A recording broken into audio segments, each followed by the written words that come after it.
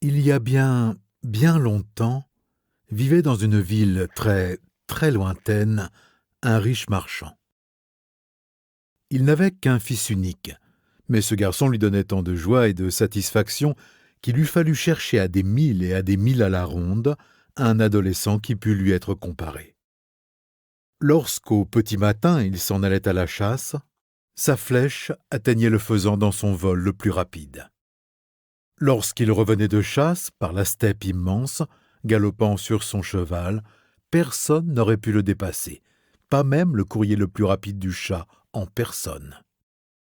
Mais lorsqu'au cours de l'après-midi il lui fallait répondre à ses maîtres et précepteurs, il les surprenait tout autant par son intelligence et son esprit. Ainsi vivaient, en paix et heureux, le père et le fils, jusqu'à un certain soir où vint à frapper à la porte de leur maison un homme inconnu. L'expression de ses yeux et les rides de son visage parlaient déjà avant qu'il n'ouvre la bouche. On voyait tout de suite que ce voyageur en avait vu de vertes et de pas mûres. Le marchand l'accueillit aimablement et demanda à son cuisinier de préparer un bon dîner pour l'hôte. Après avoir mangé, l'amphitryon, son fils et leur hôte s'installèrent confortablement sur des coussins pour boire le thé et converser. Ils parlèrent de tout et de rien, jusqu'à ce que le voyageur se mette à raconter. Au cours de ce voyage dont je reviens maintenant, je me suis égaré dans une forêt très profonde. C'était une forêt comme je n'en avais jamais vue auparavant. On eût dit que les arbres poussaient jusqu'au ciel. Là-haut, leurs couronnes s'entremêlaient si étroitement que j'avançais sous une voûte feuillue soutenue par des colonnes de troncs, comme dans un temple. De branche en branche et d'arbre en arbre voletaient des oiseaux aux couleurs bariolées, et les longues plumes de leurs ailes passaient par instants dans un rayon de soleil qui perçait la voûte verte par endroits, et alors leur lumière était presque aveuglante. Ces oiseaux s'appelaient de voix qui paraissaient humaines, et se répondaient par des cris tels que l'on eût dit qu'ils se confiaient les uns aux autres des secrets inexprimables. J'allais, et allais toujours, et au plus profond de cette futaie, alors que mes forces s'épuisaient et que je commençais à croire que plus jamais je ne reverrais figure humaine, c'est alors, dis-je, que s'ouvrit devant moi une clairière. La voix des oiseaux se tut, et le soleil brilla sur une charmante petite chaumière au centre d'un pré. Je me rapproche, avec un nouvel espoir. Je regarde par la fenêtre à l'intérieur de la maisonnette. Devant un petit métier à tisser, une femme était assise, courbée sur son ouvrage. Sans doute était-ce une vieille, car elle avait les cheveux blancs. Elle tissait ses propres cheveux qu'elle s'arrachait du crâne, l'un après l'autre. Et le plus étonnant, Seigneur, c'est que, malgré tout, elle avait toujours une abondante chevelure. Chaque fois qu'elle s'arrachait un cheveu, un autre repoussait, aussi long, mais plus fin et plus blanc encore que celui qu'il remplaçait. Et la toile était blanche et fine comme un souffle. Moi, je restais incapable de prononcer un mot, et je restais là, planté, comme pétrifié. Ce n'est qu'au bout d'un long moment que j'ai demandé « Pourquoi tisses-tu une toile si fine, bonne vieille ?» Elle leva la tête, et alors je vis que c'était une très belle jeune fée. Elle me répondit « Celui qui se fera un manteau de mon tissu et le revêtira, vivra éternellement. » Et voilà, mon cher hôte, la fin de mes aventures et de ma narration, conclut le voyageur. Le marchand avait retenu son souffle en écoutant cela. Il aimait sa propre vie par-dessus tout le monde. Il décida sur-le-champ de rechercher la fée et de lui acheter, coûte que coûte, au moins 12 aunes de son tissu magique. Et il se mit à poser des questions au voyageur, indirectement et sans vouloir dévoiler ses intentions, pour savoir où se trouvait cette forêt et comment découvrir la chaumière.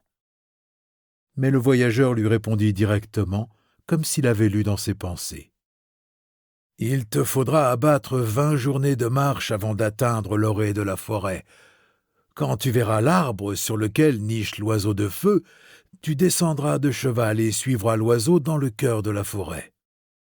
Il te faudra encore dormir 10 fois dans les branches des ifs, des chênes ou des frênes avant de découvrir la maisonnette de la fée. » Cette nuit-là, le marchand ne ferma pas l'œil jusqu'au matin. « Es-tu encore là, dans ta petite maison de la forêt, fée magicienne? Tisses-tu encore la toile de l'immortalité? Est-ce que tu la tisses pour moi ?» Telles étaient les pensées qui le tourmentèrent toute la nuit. Dès les premières lueurs de l'aube, il sauta en selle pour aller à la recherche des oiseaux de feu parleurs. Son fils et ses serviteurs essayèrent en vain de le dissuader de ce projet. Le marchand ne voyait, n'entendait plus rien, ni personne. Ses yeux restaient fixés sur l'horizon lointain, vers la direction indiquée par le voyageur. Il alla, trotta, galopa sur sa monture, jusqu'à arriver vraiment à l'orée de la forêt mystérieuse et immense. Il ne lui fallut pas chercher longtemps pour voir les oiseaux de feu. Leurs plumes brillaient dans l'obscurité verte du sous-bois. Le marchand descendit de cheval, débarrassa sa monture de son harnais et de la selle, et le lança par la steppe immense pour qu'il regagne son écurie par ses propres moyens. Puis, solitaire, mais décidé, il suivit la direction indiquée par l'oiseau de feu et s'enfonça de plus en plus profond dans la forêt obscure. Depuis lors, on n'eut plus aucune nouvelle de lui. On ne le vit plus, ni n'en entendit plus parler. C'est comme si la forêt l'avait avalé. Les semaines et les mois passèrent, et dans la maison du marchand, les domestiques commencèrent à se chuchoter que le maître avait dû être dévoré par un tigre ou un ours. Son fils errait souvent du côté où avait disparu son père. Il se lamentait. « Je ne peux pas croire, papa chéri, que tu aies péri. Et même si des bêtes sauvages t'ont taillé en pièces, je veux rechercher au moins ton squelette pour l'enterrer décemment. » Il allait ainsi, nuit et jour, parcourait sans cesse la steppe sans fin, se nourrissait de baies, de racines et d'herbes, et buvait l'eau apportée par la pluie. Ses vêtements étaient en lambeaux, ses sandales ne tenaient plus que par miracle, et son visage était tanné au noir par le soleil. Il était éreinté, épuisé, mais il continuait sa recherche. Et un jour, après tant et tant de souffrances, il aborda enfin à l'orée de la forêt fatale. Il poussa un soupir de soulagement, se remit sous la protection d'Allah et s'avança sous la voûte des arbres qui touchaient le ciel. Maintenant, il marchait dans l'ombre. Un sentier obscur se déroulait comme un serpent. Il était averti par les voix des oiseaux, et quand vint le soir, les yeux des bêtes sauvages brillaient dans les buissons. Le jeune homme ne s'arrêta que pour la nuit. Il cueillait quelques framboises et des noisettes pour son dîner, puis il grimpait dans la couronne d'un arbre bien fourni pour y dormir dans un entrecroisement de branches. Il était ainsi à l'abri des fauves nocturnes. Il ne savait plus combien de nuits il avait passé de cette façon, quand un jour s'ouvrit à ses yeux la clairière pleine de soleil et de fleurs. Et au bord de cette clairière, il voyait la chaumière, toute verte et dorée, dont le toit scintillait comme le plumage des oiseaux de feu. Malgré toutes ces merveilles, les doigts de fer de la peur serrèrent le jeune garçon à la gorge. Il fit un pas ou deux en arrière et se dissimula derrière un tronc d'arbre. C'était vraiment une chaumière étrange, fantastique.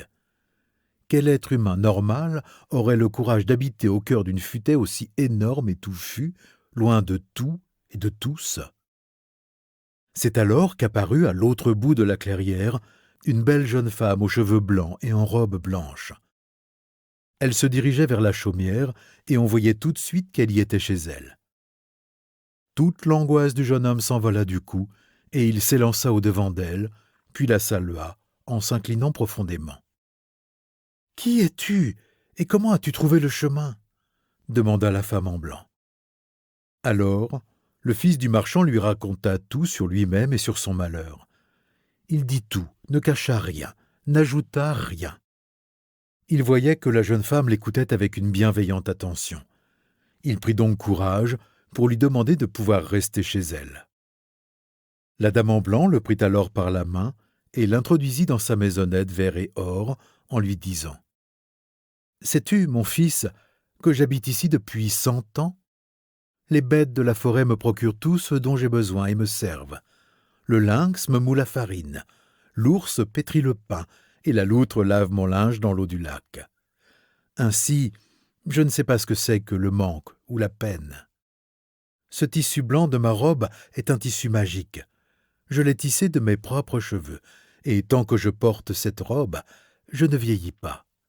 Seuls mes cheveux ont blanchi depuis longtemps sous le poids des ans. » Le fils du marchand s'inclina devant elle avec le respect dû au grand âge, et elle lui offrit, pour se réconforter, un pigeon cuit à l'étouffée, dans une sauce d'érel, des fraises à la crème, et, pour finir, un gâteau de miel d'abeilles sauvages, ce gâteau que l'ours préparait de préférence.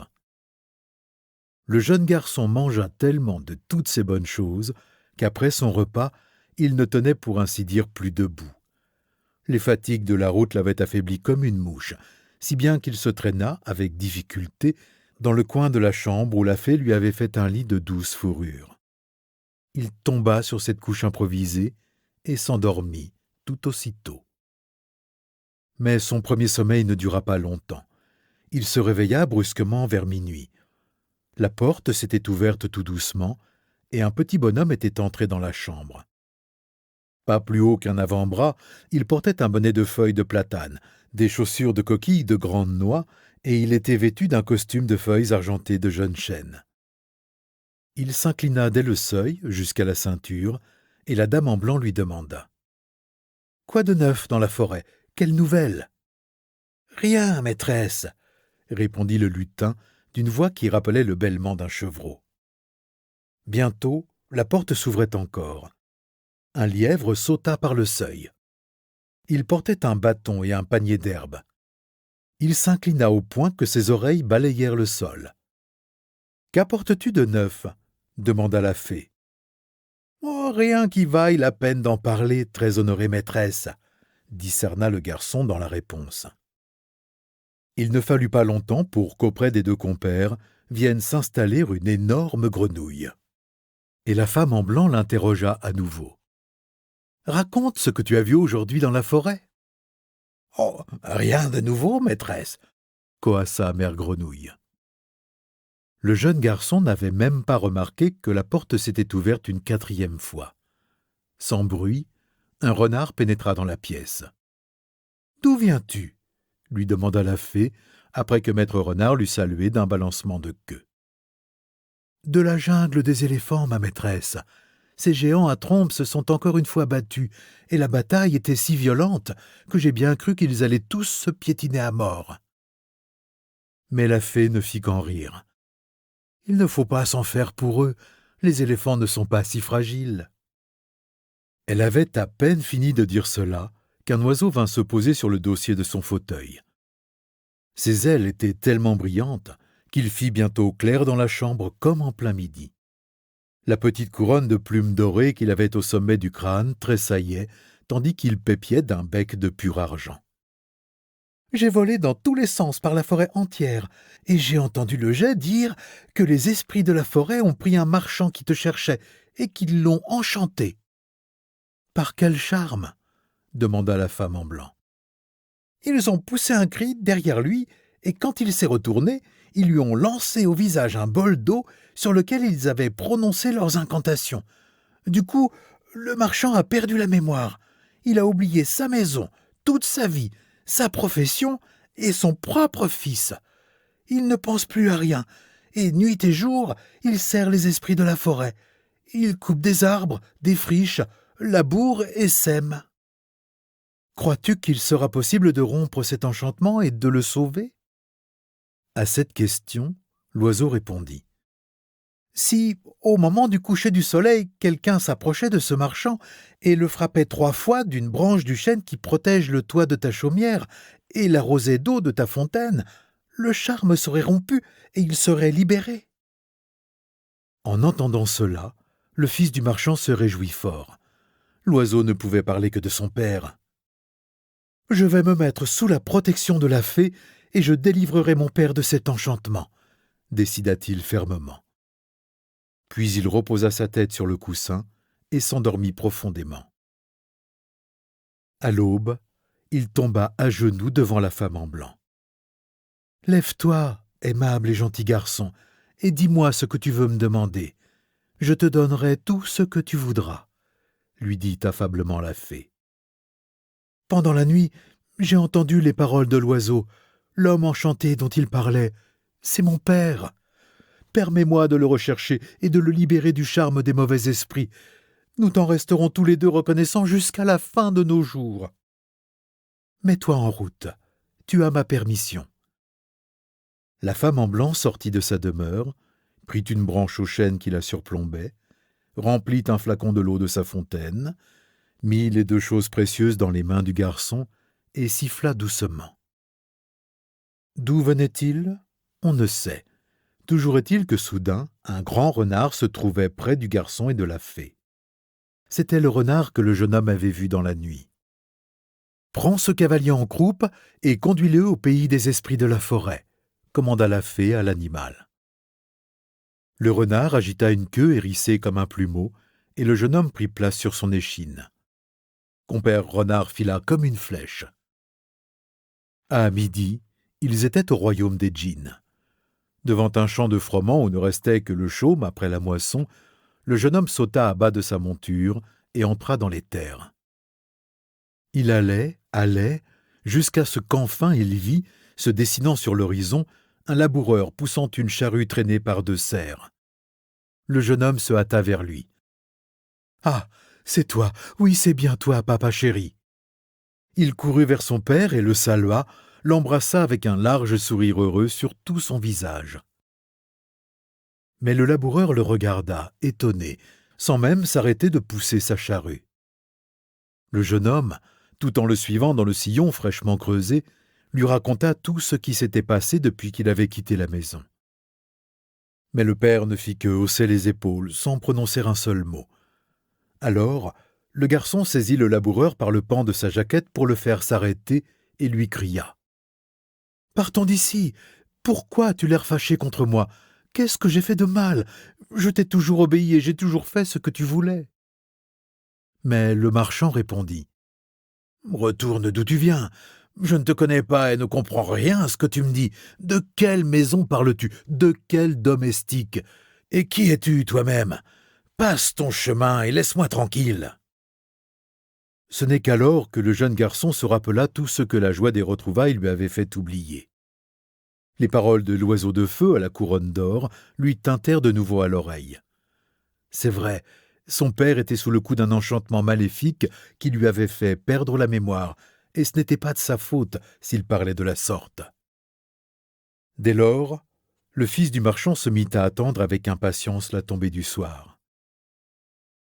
Les rayons du soleil brillaient encore derrière l'horizon où le disque venait de plonger, que le jeune homme frappa son père à coups de branches du chêne de la maisonnette de la fée et l'arrosa de l'eau de la fontaine que la dame en blanc lui avait donnée dans un grand flacon. Du coup, tout s'assombrit tout autour d'eux, jusqu'à très loin. Une tornade tournoya brusquement en soulevant une poussière qui faisait une énorme colonne montant jusqu'au ciel.